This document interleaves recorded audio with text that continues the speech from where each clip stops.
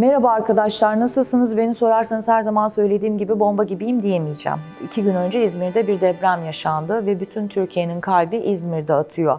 İzmir çok geçmiş olsun, kalbimiz, ruhumuz seninle. Umarım mucizelerinle bizi mutlu edersin. Çünkü birçok apartman yerinde dursa da birçok kişi şu an göçük altında.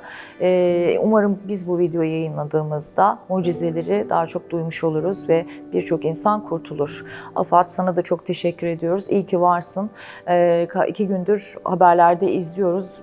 Muhteşem bir mücadele veriyorsunuz. Biz de Nilgün Bingöl ile Hayata Dair Her Şey programı adı altında ekibimizle karar verdik ve Başakşehir Belediyesi'nin deprem simülasyon merkezine geldik. Biraz sonra Kandilli Rasathanesi'nde gönüllü eğitmen Dilek Hanım'la halkımızı bilinçlendirmek adına bir sohbet yapacağız ve simülasyona dahil olacağız. Simülasyonda ben 2 ayrı şiddette depremi sizlere göstermek istiyorum ve deprem esnasında ve deprem öncesi ve sonrasında neler yapmanız gerektiğini Dilek Hanım'la konuşmak istiyorum.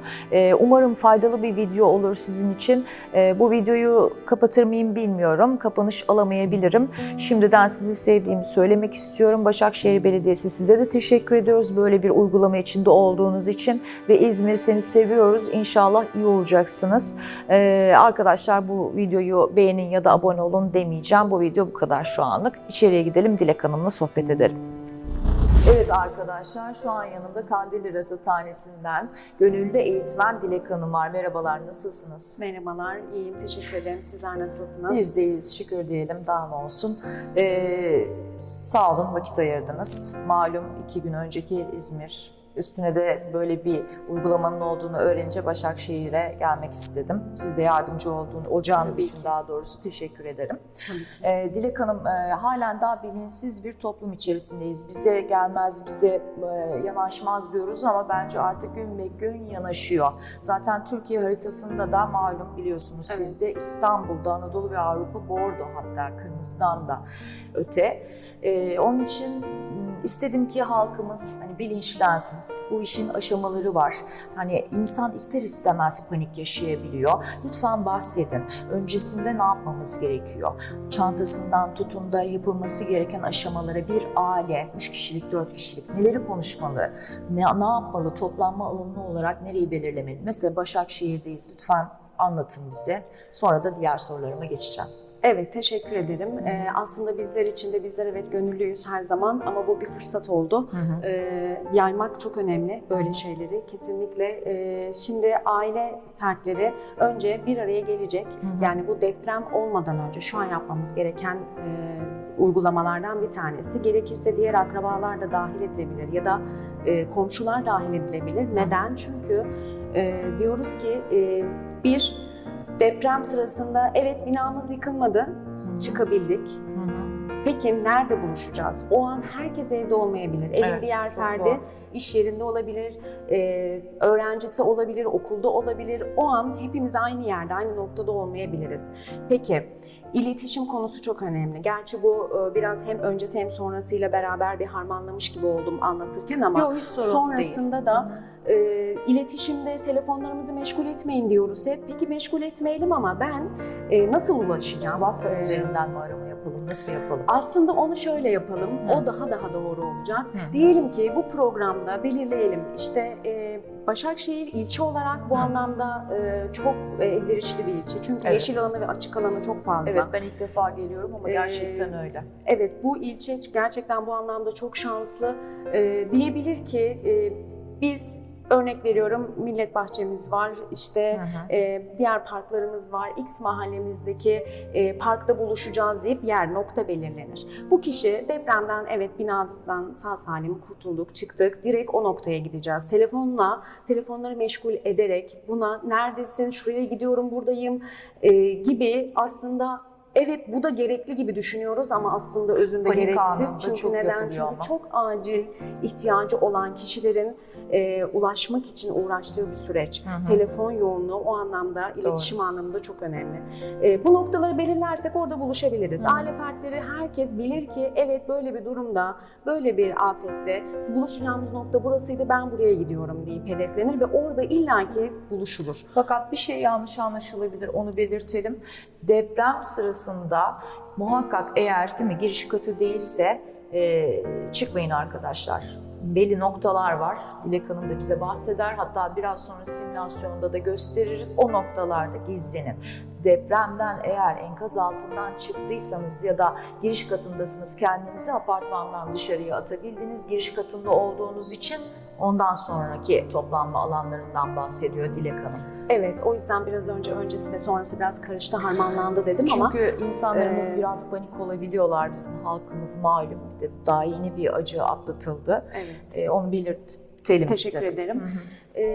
Onun haricinde neler yapmalıyız? Evde kesinlikle yaşam alanımız, salonumuz, diyelim ki küçük bir evimiz var. Salonumuz, mutfağımız ve yatak odası olan bir evdeyiz.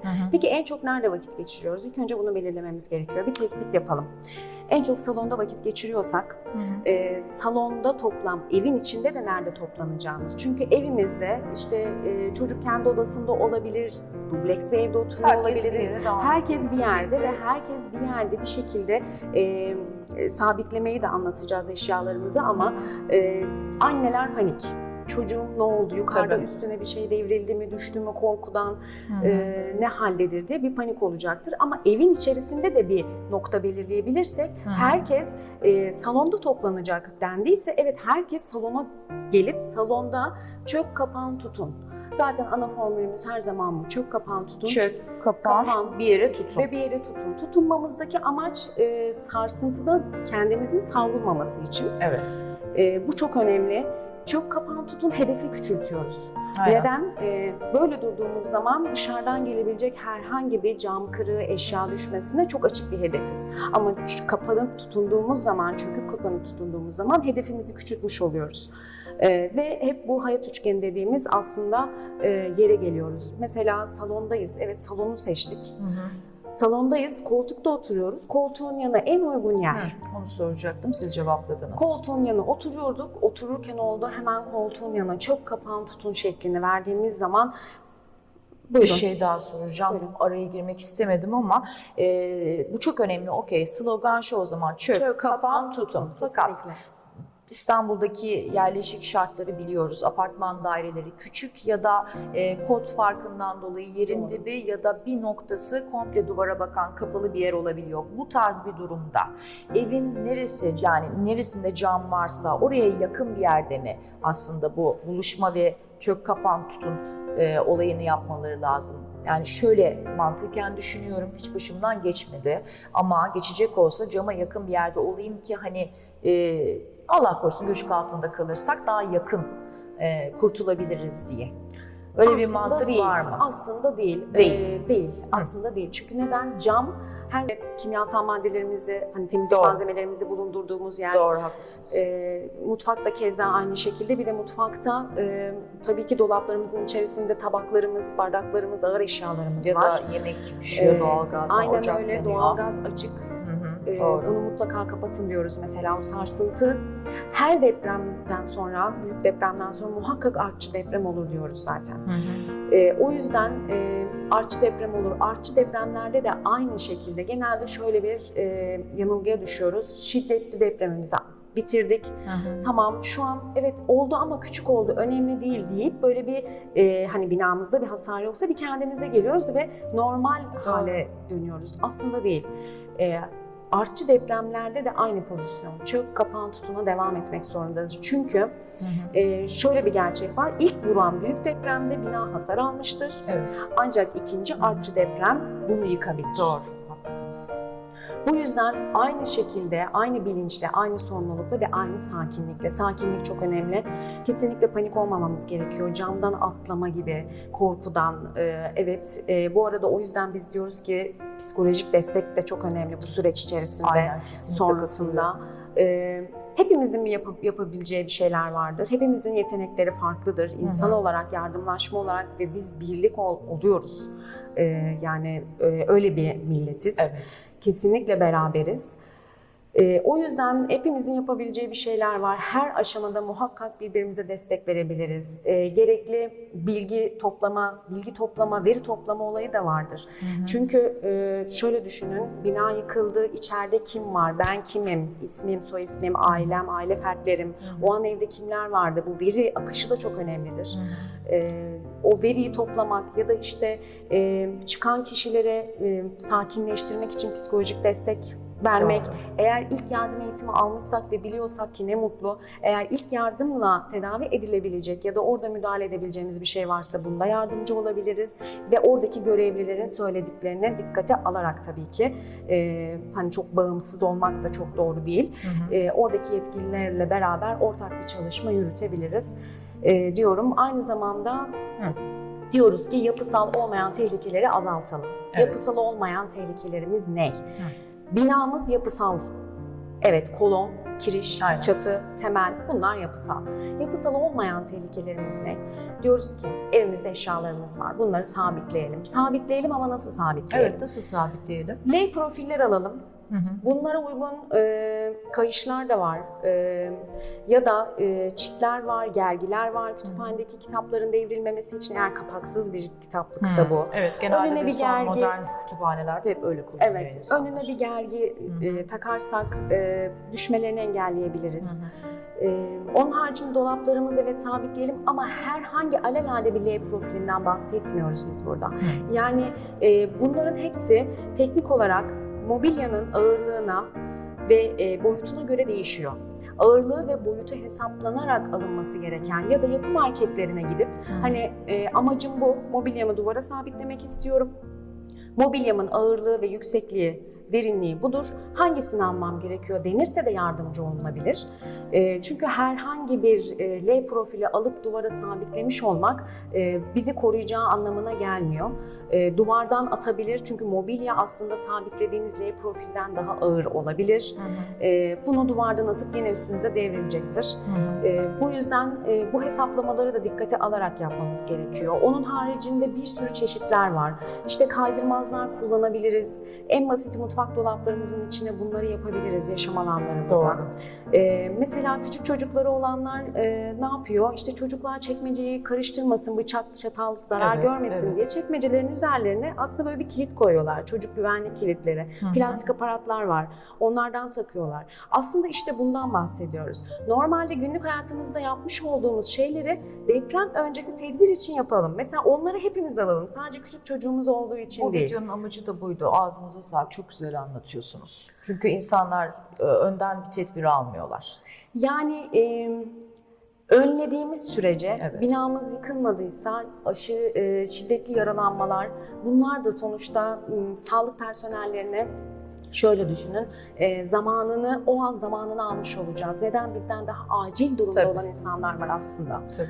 Ama bizler kendi içimizde yaşam alanlarımızda bunları önlemini alabilirsek herkese yardımcı olmuş oluruz aslında. Doğru. Doğru, haklısınız. Ağzınıza sağlık. Ne kadar süredir Kandilli Rasathanesi'nde eğitmensiniz görevli olarak, yani gönüllü olarak? Gönüllü olarak yaklaşık bir 3 yıl oldu.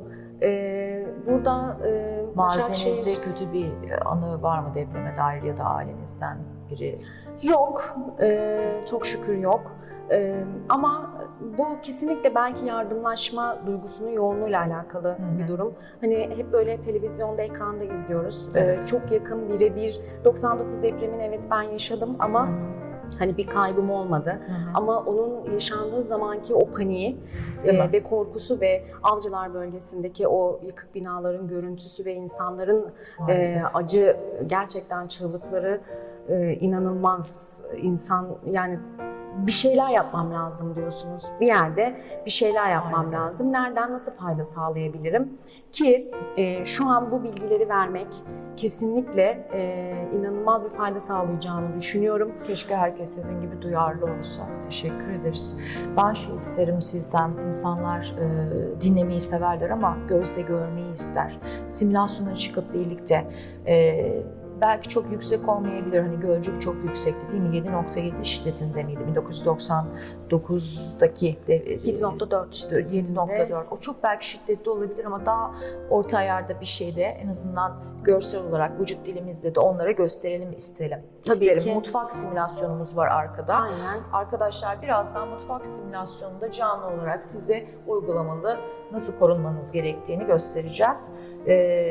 Bir başka videoda görüşmek üzere diyorum bu arada şimdiden size. İzmir çok geçmiş olsun. Çok geçmiş Biraz olsun. yayınlamakta gecikebiliriz bu videoyu ama umarım mucizeler olur ve o mucizeleri biz de televizyondan takip ederiz. İstanbul, siz de lütfen duyarlı olun. Her an bizim de kapımızı çalabilir bu deprem. Hepinizi çok seviyorum. Kendinize çok iyi bakın. Evet arkadaşlar, biz Dilek Hanım'la şu an monitörün başına geldik. İki ayrı şiddette deprem seçeceğiz ve onu simülasyonda uygulayacağız. Dilek Hanımcığım ne öneriyorsunuz? Önce düşük bir şey isterseniz seçelim. Tamam. Mesela Bingöl Merkez 2003 yılında gerçekleşen 6.1 büyüklüğünde ve 6 derinliğinde olan depremimiz var.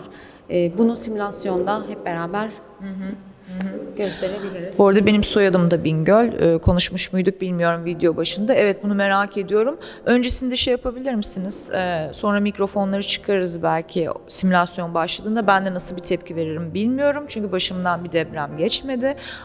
Çök kapan tutunu bir izah ederseniz herkes farklı algılıyor. Mesela ben çift elle olduğunu düşünüyordum ama siz biraz önce uyardınız beni. Arkadaşlar simülasyona çıkalım isterseniz. Ve başlamadan önce bize bir vücudunu göstersin, nasıl bir formatta durması gerektiğini Dilek Hanım. Evet.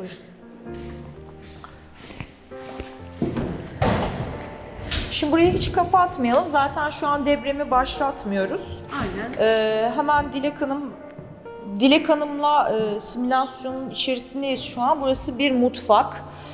Ay yüzde ne kadar dibimdeymiş ya. Dilek Hanım, diyelim ki biraz sonra tabii aynı şeyi ben de yapacağım için sizinle. Deprem başladı. Hemen ne yapmamız gerekiyor? Mutfaktayız diyelim, yemek yiyoruz. Evet, yemek yiyoruz, masadayız, masada oturuyoruz. Çök kapan tutun ana formülümüz, her zaman söylüyoruz. Bunu kesinlikle unutmayın. Çök kapan tutun. Sakinliğimizi koruyoruz. İki dizimizin üzerine çöküyoruz. Uygulama olarak da şöyle göstermek istiyorum. İki dizimizin üzerine çöküyoruz. Daha sonra bir yere tutunuyoruz. Neden tutunuyoruz dedik? Sarsılmayalım, yani savrulmayalım o deprem sırasında diye bir yere tutunuyoruz. Masamızın sağlamlığına inanıyorsak, güveniyorsak masamızın ayağını tutabiliriz. Masanın altına girmiyoruz, hemen yanındayız.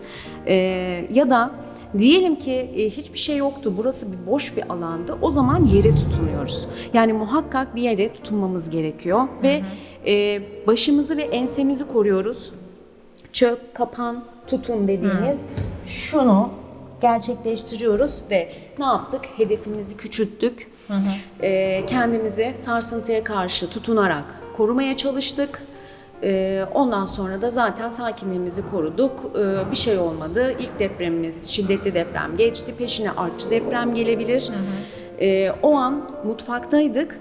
O deprem bittikten sonra saniyeler içerisinde o hani daha önceden anlattığımız yerleşim evin içinde bir yer belirledik, salon belirlemiştik. Hemen salona gidip orada uygun bir yerde çök kapan tutunu orada tekrar yapabiliriz. Bu arada birçok insan yanlış biliyor. Ben de öyle biliyormuşum. Her zaman masanın altına arkadaşlar girilebileceğini düşünüyorlar. Ama siz diyorsunuz ki masanın yanına. Yanı daha uygun. Hani hep şu anda hocalarımızın da söylediği gibi bu hayat üçgeni dediğimiz olayda diyorum ya, masamızın sağlamlığına da güveniyorsak eğer şimdi masanın altına girdiğiniz zaman masanın da üzerine bir şey devrildiğinde ortadan boşluk olduğu için, altta tutan bir şey olmadığı için kırılma ihtimali var. Doğru. Zaten masanın altındasınız. Ya da masanızın üzerinde bir tencere vardı belki o sırada. Sıcak yemek tenceresini belki koymuştunuz. Masanın altı değil. Masanın yanı her zaman daha iyi ama tabii ki mutfak ve banyo, tekrar söylüyorum, güvenli alan değil evin içerisinde.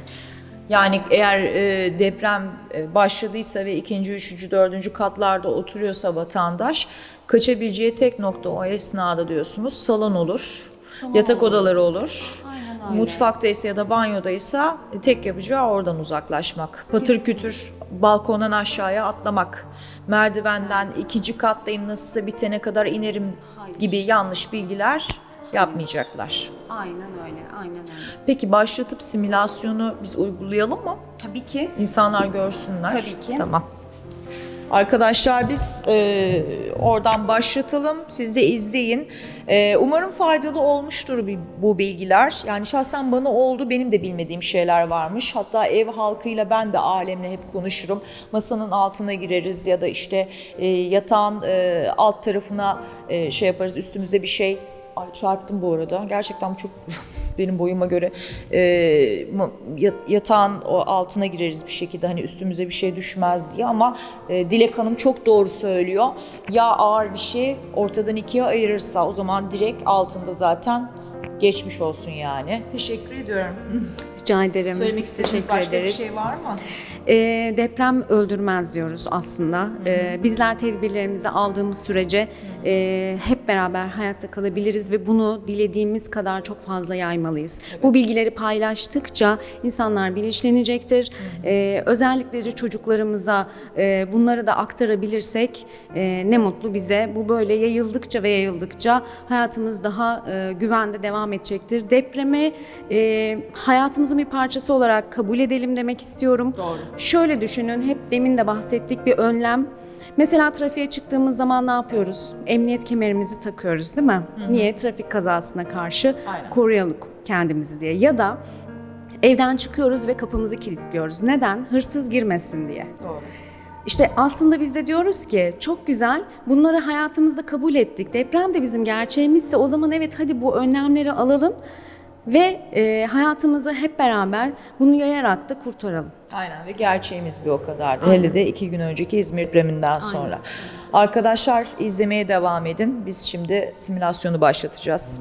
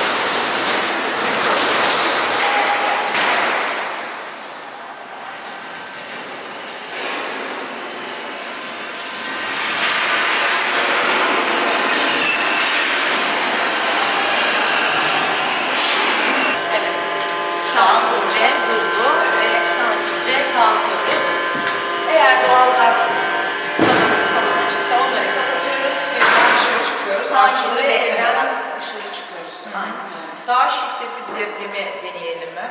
Burada da çok değişik bir his yapmış. Yani gerçekten bilemiyorum. Van depremimiz kaçtı? İzmir'e yakın mıydı? 6.7'ydi değil mi? 6.7 arkadaşlar. Bir de Van depremini görelim.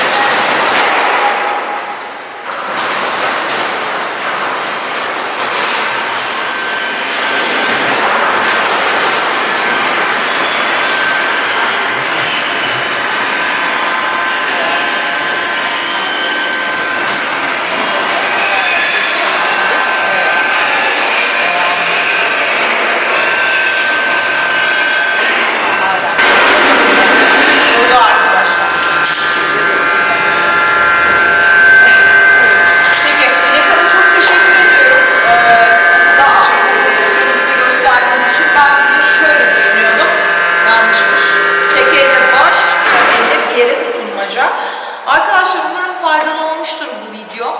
Kendinize çok iyi bakın. Bir başka videoda görüşmek üzere. Sağlıklı günlerde inşallah İzmir mucizelerini bekliyoruz.